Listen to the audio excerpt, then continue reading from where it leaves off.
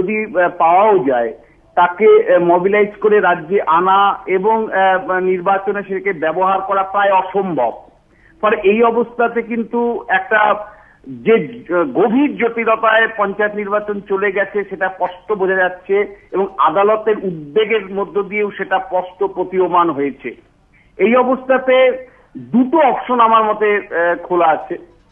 একটা হতে পারে যে আগামীকাল সর্বদলীয় বৈঠক আছে, সর্বদলীয় বৈঠকে আলোচনার প্রেক্ষিতে নির্বাচন কমিশনের কাছে একটা অস্ত্র আছে 137-এর 2 নম্বর উপধারা। 137-এর বি ধারাকে প্রয়োগ করবার একটা সুযোগ লাস্ট রিসোর্ট হিসাবে আমি দেখতে পাচ্ছি এবং সেটাকে প্রয়োগ করে যদি জেলার বিন্যাসের মধ্যে পরিবর্তন আনা যায়, এটা 9-4-4-এর পরিবর্তে যদি 6-5-6-এ যদি নিয়ে যাওয়া যায় তাহলে কিছুটা নিরাপত্তার যে হীনতা সেটা দূর করা সম্ভব।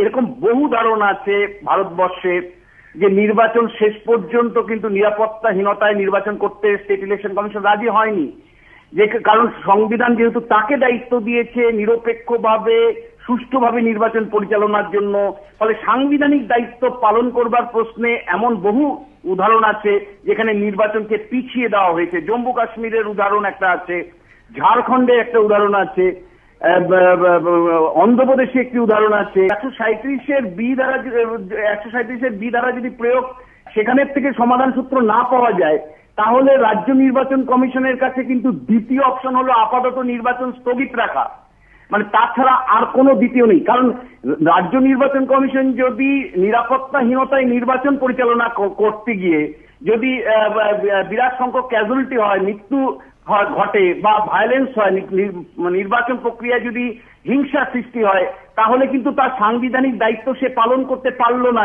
সেটা যেমন সত্যি তেমনি ভাবে কোর্টের মাধ্যমে যে গাইডেন্স, কোর্টের যে নিরাপত্তা সংক্রান্ত যে নির্দেশিকা আছে সেই নির্দেশিকা অনুসারে নির্বাচনটা পরিচালনা করতে গেলে যে অ্যাভেলেবেল ফোর্স দরকার সেটা যদি সুনিশ্চিত না করতে পারে সেক্ষেত্রে নির্বাচন স্থগিত রাখা ছাড়া দ্বিতীয় কোনো অপশন তার কাছে নেই।